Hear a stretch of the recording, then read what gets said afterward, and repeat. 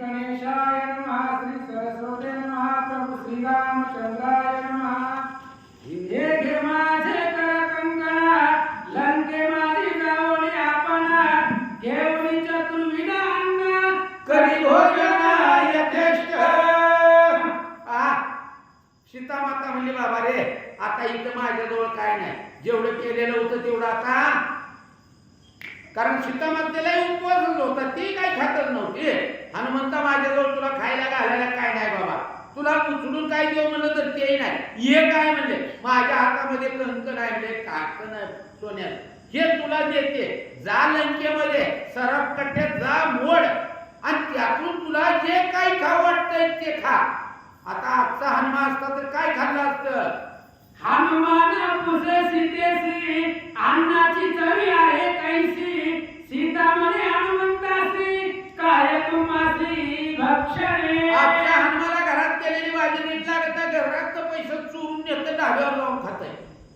पण हनुमंताने सांगितलं आई तू टेस्ट खा म्हणते पण अन्नाची चव अन्न कशाला म्हणते ते कसलं लागतं हे ज्यावेळेला हनुमंतानं बोलणं ऐकलं सीतामातेनं हनुमंताचं त्यावेळेला हनुमंताला विचारलं बाबा रे तुला अन्नाची चव माहित नाही म्हणतो मग तुम्ही खाता काय आम्ही वानर वनचर वनवासी निरंतर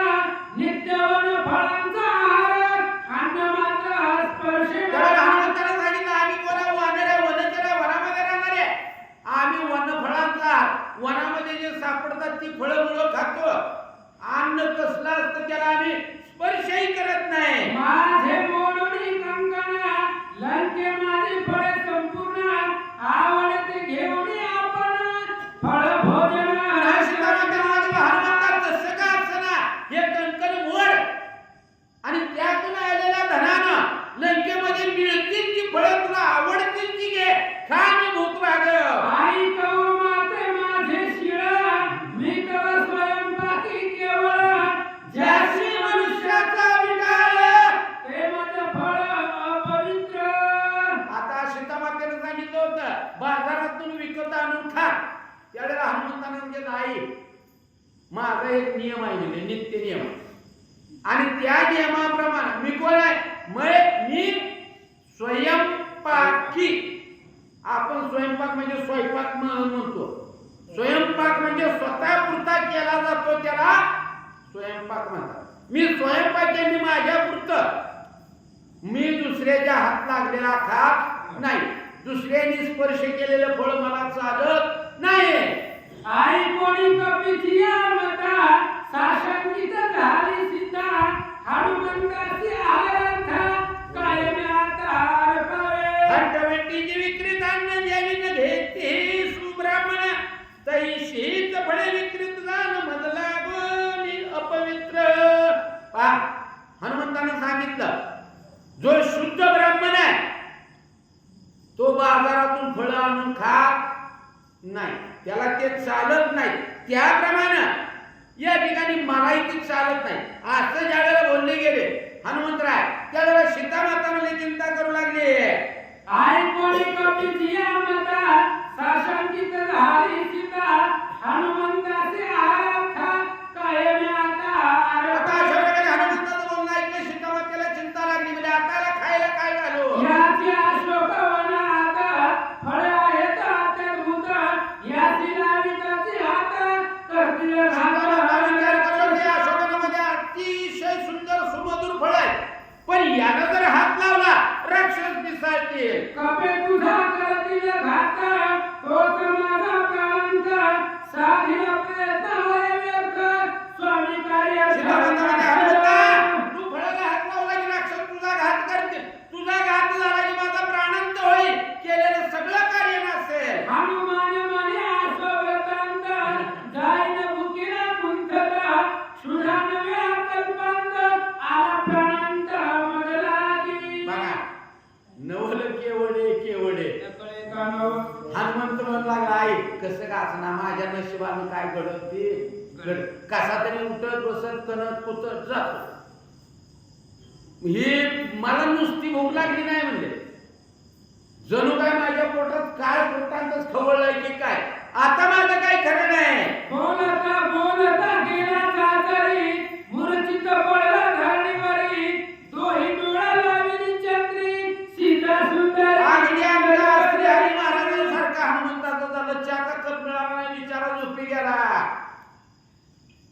आधा पोटोनिया हनुमंता सोय सावध करी सीता कोणासही कळू न देता गुप्त आहारार्थ दुसरी हनुमंत म्हणजे बळदी त्या ठिकाणी घरा फिरलं गेलं डोळे फिरवून पाठ शिजे बेशुद्ध पडला त्यावेळेस सीतामाता त्याला हलवून जागी करू लागली जोवरी होय क्षुध हरणा पळली फळे खावी आपण घाली ते श्रीरामाची आण फळे तोडून आण हनुमंताला हलवून जागा केला जागी तर हनुमंता उठ बाबा म्हणजे उपाशी मारण्यापेक्षा काहीतरी खाऊन इथं फळ आहे ती खा पण एक लक्षात ठेव काय करायचं हातानं फळ तोडायचं नाही तुला रामाची शपथ आहे फक्त पडलेली फळं खायची आई कोणी सीतेचे वचन आसी हनुमान खाजवी दोन्ही कुशी मग आला वन वृक्षापासी निज मानसी विचारी ऐकून सीतेच्या वचनासी हनुमान खाजवे दोन्ही कुशी कारण हेच पाहिजे होतं ना कृतकृत्य झालो इच्छा केली ते पावलो आई साहेबांनी सांगितलं पडलेली तेवढी फळ कसं काय असणार खात्री म्हणले का नाही इथल्या इथं दोन्ही कुशी खाजवल्या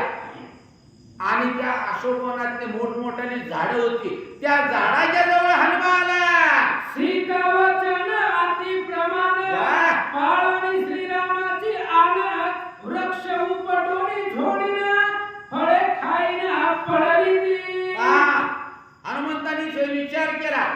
सीतेचं वचन आपल्याला प्रमाण आहे वचन मोडायचं नाही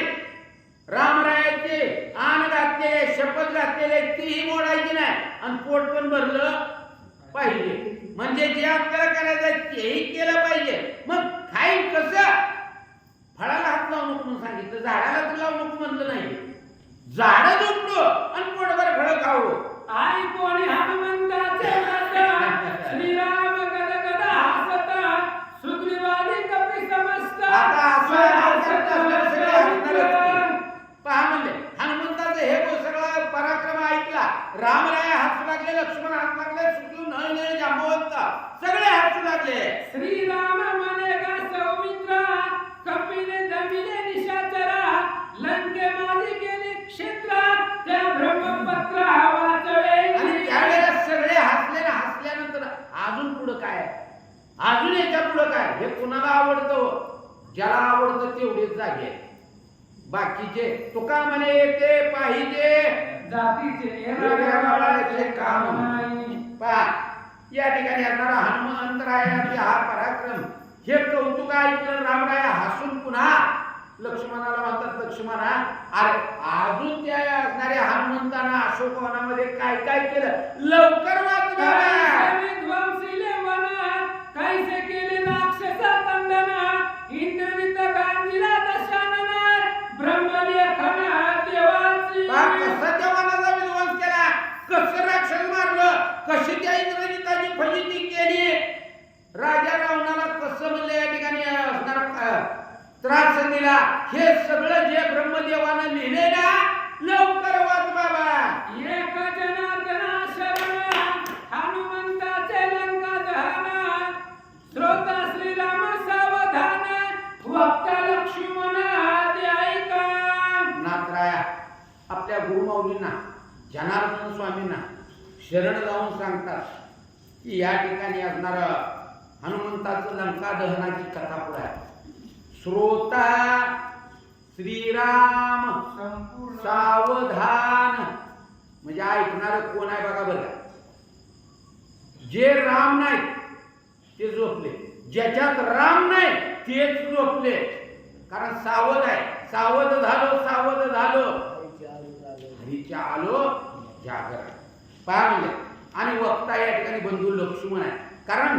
हनुमंताचा जो काय प्रताप आहे तो वाचायला दुसऱ्याला जमणारच नव्हता कारण लिहिलेलं कुणी होतं हा येल्या गावाळ्याचे काम आपलं काम आहे का हे वाचणारा लक्ष्मण आहे ऐकणारा रामराय आहे पुन्हा या ठिकाणी नातराय पुन्हा असणाऱ्या संत सुरत्यांना विनंती करतात की सगळे जण म्हणजे सावध व्हा आणि सावध होऊन कथा ऐका